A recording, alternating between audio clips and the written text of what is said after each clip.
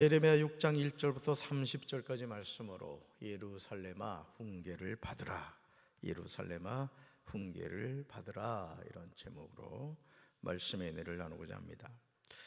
오늘 우리가 살아가는 세상의 모습이 무엇과 같습니까?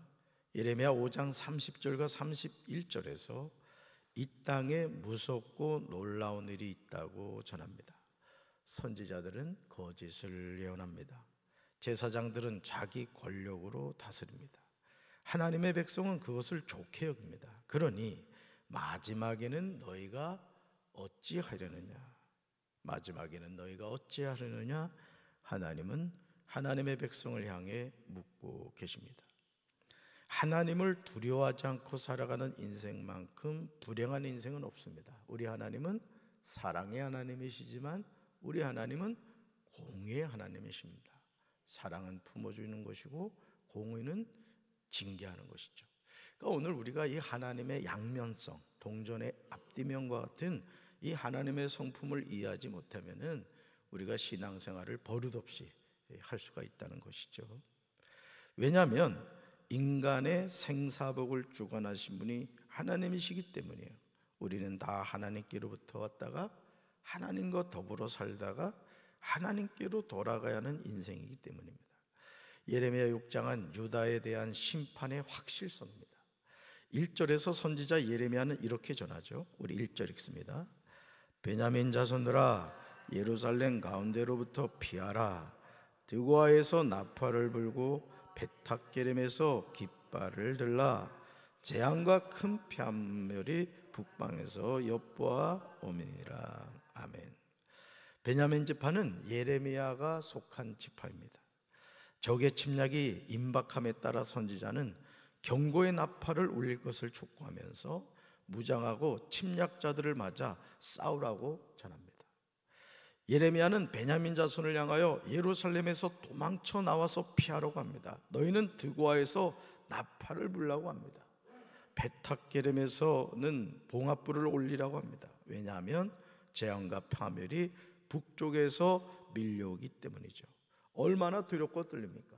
그러니까 선지자 예레미야는 하나님의 심판의 임박성, 그리고 이방민족, 하나님의 징계의 도구인 이방민족이 유다 땅을 향해서 쳐들어오고 있는 그런 것을 환상을 통해서 이렇게 보았던 거예요. 사랑하는 성도 여러분, 왜 재앙과 큰 파멸이 북방에서 밀려옵니까? 그 이유는 하나님의 백성이 하나님을 배신하고 떠났기 때문이에요. 여러분 2절에 이렇게 나오죠. 딸 시온은 아름답고 곱게 자랐으나 이제 내가 멸망시키겠다고 하십니다. 따라합시다. 하나님을 떠나면 망하게 됩니다. 하나님은 딸 시온을 이처럼 아름답고 고귀한 존재로 여겨왔지만 이제 그들에게는 수치와 불명예가 뒤따르게 되었어요. 하나님의 자녀는 하나님 안에 있을 때 존귀한 것이죠. 그러니까 우리가 주 안에 있는 나에게 땅 근심 있으라. 십자가 밑에 나가 내 짐을 풀었네. 우리가 이 찬양을 부르죠. 예레미야 6장 3절에서 이렇게 나옵니다. 이방 왕들이 군대를 몰고 도성으로 접근하여 성읍 사방에 진을 칠 것이며 제각기 원하는 자리에 진을 칠 것이다. 즉 하나님으로부터 심판받게 될 예루살렘이 군대를 거느리고 진군해 오는 목자들의 목축지로 묘사하고 있습니다. 예레미야 6장 4절과 5절에서 예루살렘을 공격하는 적군들이 너희는 예루살렘을 칠 준비를 하라고 합니다. 일어나라, 정오에 공격하자. 아깝다, 날이 거의 저물어 저녁 그림자가 길어졌구나. 일어나라, 밤에 공격하여 그 궁전을 파괴해 버리자고 합니다. 고대 근동에서는요, 전쟁이 주로 아침에 시작이 되었다고 합니다. 그런데 예루살렘을 공격하는 적군들은 전쟁을 시작하기에는 적당하지 않은 시간인 정오에 전쟁을 하러 올라가자고 합니다. 공격을 늦추지를 않아요. 심지어 전쟁 때라도 저녁이 되면 병사들이 휴식을 취하는데 예루살렘을 공격하기 위해 침략해 들어온 적군들은 밤에도 공격을 감행하는 거예요. 그러니까 하나님의 진노가 이렇게 무서운 겁니다. 하나님이 한번 심판하기를 작정하시면은 쉬지를 않는 거예요. 적군들이 쉼이 없이 하나님의 백성을 공격하게 만들겠다, 이런 뜻이죠. 여러분, 하나님의 진노는 이토록 무서운 것입니다. 하나님의 백성이 하나님을 떠나서 우상을 섬기고 하나님을 배신할 때 하나님은 징계 막대기인 이방 민족을 통하여 하나님의 백성을 무섭게 심판하십니다. 예레미야 6장 7절에서 선지자 예레미야는요, 예루살렘이 어떤 악을 범하고 있는가를 거짓 없이 보여주고 있습니다. 우리 7절을 세 번역으로 읽습니다. 샘이 물을 솟구쳐 내듯이 그 도성은 죄악을 솟구쳐 내고 있다. 그 도성에서 들리는 것은 폭행과 파괴의 소리뿐이다. 나의 눈앞에 언제나 보이는 것은 병들고 상처 입은 사람들 뿐이다. 아멘. 예루살렘은 샘이 물을 솟구쳐 내듯이 악을 계속 만들어내고 있는 거예요. 여러분, 예루살렘이 어디입니까? 하나님의 도성이잖아요. 하나님이 임재해 계신 곳이잖아요. 그런데 그런 하나님의 도성이 악을 계속 만들어내고 있다는 거예요. 당시 예루살렘에 만연해 있는 사회악은요, 결국 심각한 도덕적 부패를 일으켰습니다. 예루살렘 성에서 들리는 것은 폭행과 파괴 소리뿐이라는 선지자의 말이 놀랍지 않습니까? 어제도 말씀드린 것처럼 왜 이 세상이 썩어가고 있는가? 그것은 너희는 세상의 소금이라는 하나님의 자녀가 제 역할을 못해서 그런 거예요. 왜 이 세상이 캄캄하게 어둡습니까? 너희는 세상의 빛이라고 하나님이 말씀하셨는데 하나님의 자녀가 어둠 속에 살고 있단 말이에요. 이 작은 나의 빛 비치게 할 테다. 빛내리 빛내리 빛내리. 그 빛이 지읒이 아니라 치읒이 돼야 돼. 하나님의 자녀가 빛을 밝혀야 되는데 하나님의 자녀가 등불을 다 끄고 있는 거예요. 어둠 속에 살아가고 있는 거예요. 그러니까 이 세상이 더 캄캄한 밤이 되고 말았다는 것이죠. 하나님의 눈앞에 언제나 보이는 것은 병들고 상처 입은 사람들 뿐이라는 말씀이 예루살렘의 상황을 거짓이 없이 보여주고 있어요. 유다는 하나님의 훈계를 저버리고 멸망을 기다리고 있습니다. 그러므로 이어지는 8절에서 예레미야는 전하고 있어요. 하나님이 주시는 기회를 선용해야 돼요. 아멘. 말씀 같이 읽습니다. 예루살렘아, 이 고난을 경고로 받아들여라. 그렇지 않으면 나의 마음이 너에게서 떠나갈 것이다. 그래도 받아들이지 않으면 내가 너를 황무지로 만들고 아무도 살 수 없는 땅이 되게 하겠다. 아멘. 이 인칭대명사를 잘 보세요. 인칭대명사. 예루살렘아, 이 하나님의 백성을 향한 말이에요. 이 고난을 뭐로 받아들이라고요? 경고로 받아들이라는 거예요. 경고로. 고난의 의미가 있다는 거예요. 그렇지 않으면 보세요. 나의 마음이, 하나님의 마음이 너에게서, 예루살렘 하나님의 백성에서 어떻게 할 거다? 떠나갈 것이다. 그래도 받아들이지 않으면 내가, 하나님이 너를, 하나님의 백성 사는 예루살렘을 뭐로 만들고? 황무지로 만들고 아무도 살 수 없는 땅이 되게 하겠다는 거예요. 유다가 하나님의 훈계를 받아들이고 진심으로 주께로 돌아선다면 아직 기회는 있다는 암시예요. 그러니 여러분, 하나님의 백성은요, 늘 하나님 앞에 겸손하게 살아가야 돼요. 아멘. 회개의 기회를 선용해야 돼요. 분을 품고 잠에 들지 말라고 성경에 나오잖아요. 그러니까 부부싸움을 신나게 했어도 분을 품고 자면 안 된다는 거예요.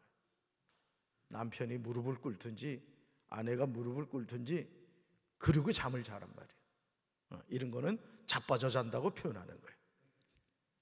그런데 분을 품고 잠을 자면 어떻게 되겠어요? 잠이 오겠습니까, 여러분? 그러니까 여러분, 오늘 하나님께서는 돌아선다면 아직도 기회가 있다는 거죠. 얼마나 놀라운 은혜예요. 하나님의 심판이 선고되는 긴박한 상황 가운데서도 하나님은 자비를 베푸실 기회를 찾고 계세요. 이것은 아버지의 유산을 받아서 이웃나라로 간 둘째 아들을 기다리고 있는 아버지의 심정과 같은 거예요. 여러분 생각해 보세요. 아버지가 시퍼렇게 살아있는데 유산을 물려달라는 그 배은망덕한 둘째 아들. 여러분 탕자, 그 비유 여러분 기억하시죠? 근데도 아버지는 주잖아요. 왜? 아들이 달라고 하니까. 그래서 아버지는 다 알았던 거예요. 이제 그 재산 다 까먹을 때가 됐는데 맨날 동구 밖에서 기다리는 거예요. 그래서 여러분, 하나님이 좋아하시는 찬송이 뭐예요? 어서 돌아오, 어서 돌아만 오. 이게 하나님의 18번지라고. 죄인들이 돌아오기를 원하시는 거예요. 왜? 용서해 주겠다, 이거 용서해 주겠다. 내가 너에게 준 거 다 까먹어도, 너가 실패했어도, 너가 심지어 나를 욕하고 배반했어도 돌아오기만 하면 하나님은 받아주겠다는 거예요. 아멘이십니까? 아유, 제가 면목이 없어서. 여러분 얼굴이 다 면목 없게 생겼다고. 그러니까 하나님이 부르실 때 우린 뭐 하는 거예요? 천부의 의지 없어서 손 들고 하나님께로 돌아오고 하면 되는 거예요. 할렐루야. 사랑하는 성도 여러분, 이 시간 살아계신 하나님이 저와 여러분을 향하여 말씀하십니다. 재진아, 이 고난을 경고로 받아들여라. 하나님이 주시는 기회를 우리는 선용해야 될 줄로 믿습니다. 성령님이 정말 먼지만한 죄에 대해서도 생각나게 하시면 그 순간, 하나님 잘못했습니다, 이 죄인을 용서해 주십시오. 바로바로 해결합니다. 바로바로. 하나님, 제가 바빠서요, 내일 회개하겠습니다, 이러면 안 되는 거야. 아멘. 항상 겸손하게 나의 연약함을 고백하고 하나님의 은혜를 구하면서 살아야 될 줄로 믿습니다. 하나님이 주신 기회를 선용하지 않으면 하나님의 마음이 우리에게서 떠나십니다.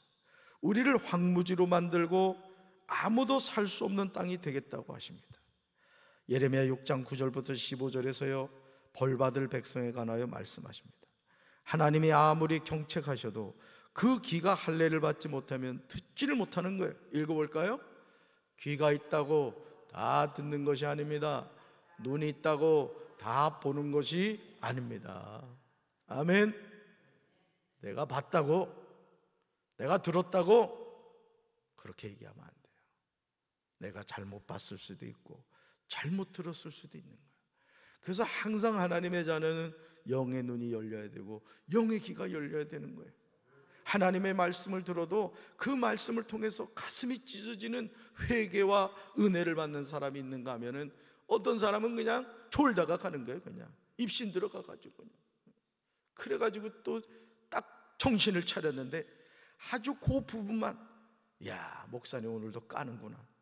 나는 방 까는 거 싫어하는 사람이요. 이 마귀가 역사하면요, 이상하게 앞뒤 다 잘라버리고 딱 그 얘기만 듣는 거예요. 그리고 또 자. 그래 이제 집에 가가지고 하는 거지. 야, 목사님은 여전히 까더라. 은혜를 받아야지 왜 까냐고. 제 얼굴 봐요, 잘 까게 생겼나. 그러니까 여러분, 우리가 영의 눈과 영의 귀가 열려야 돼요. 선지자 예레미야는 한탄합니다. 그러면서 고백합니다. 하나님이 하신 말씀을 전하면 그들은 저를 비웃기만 합니다. 말씀 듣기를 좋아하지 않습니다. 오늘날 시대가 그래요.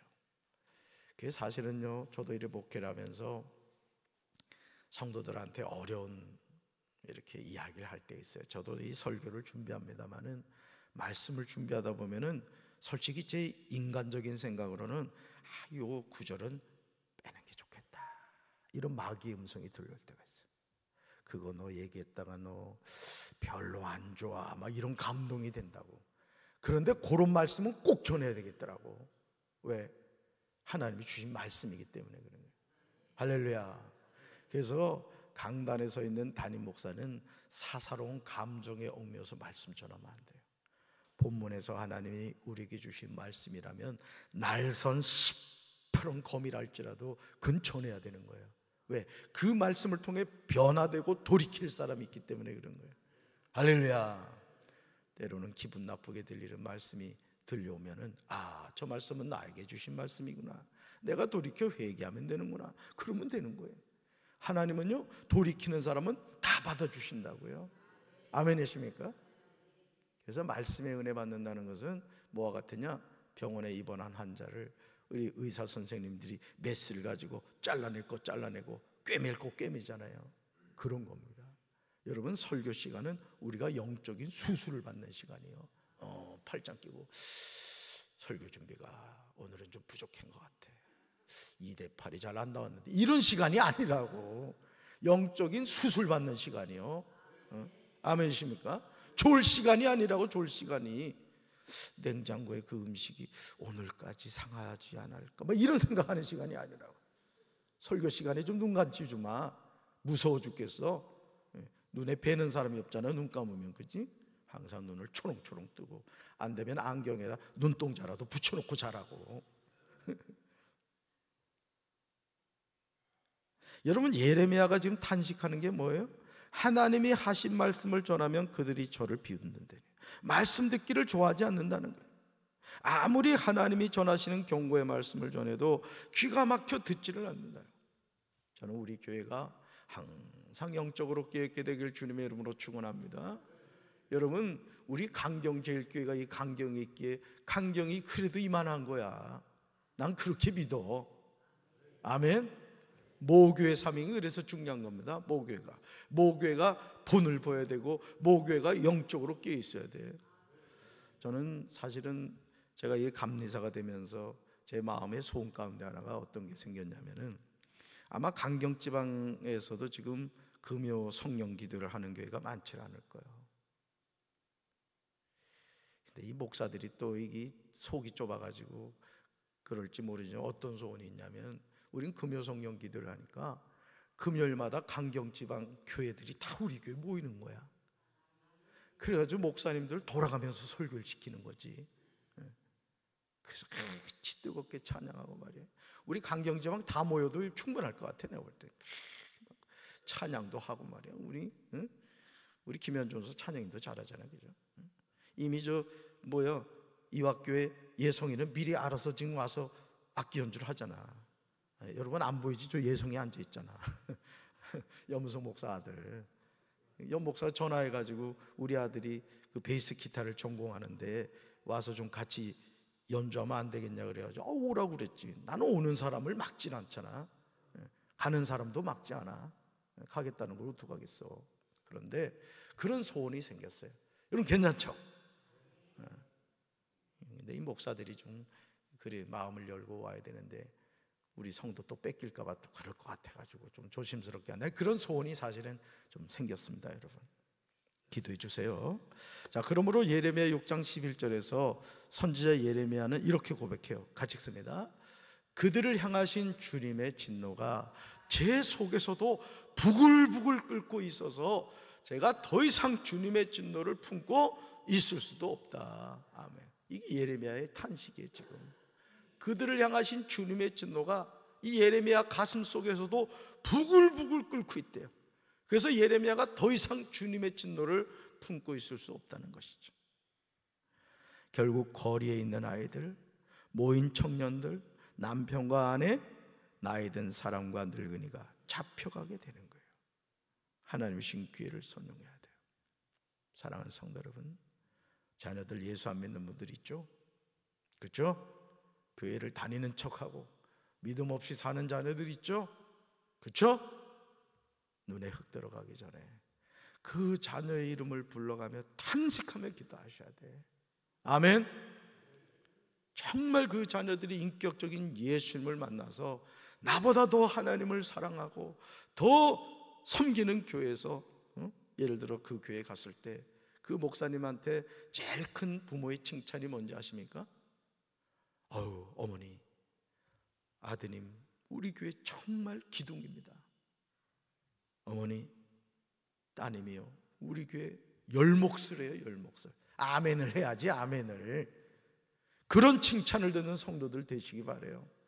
아멘. 그리고 여러분이 앉아있는 그 자리에 여러분이 앉아서 교회를 지켜가야 돼. 교회를. 나는 우공교회가 엄청 부럽더라고.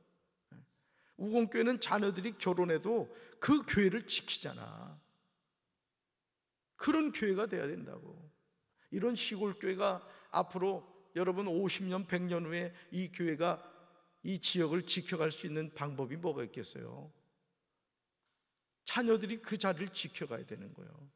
아멘. 자녀들한테 미리 얘기하라고. 얘야, 이 엄마가 강경 제1교회 자리를 분양받아 놨다. 그러니까 너는 그냥 와서 앉으면 된다. 아멘을 좀 크게 해봐요. 아멘.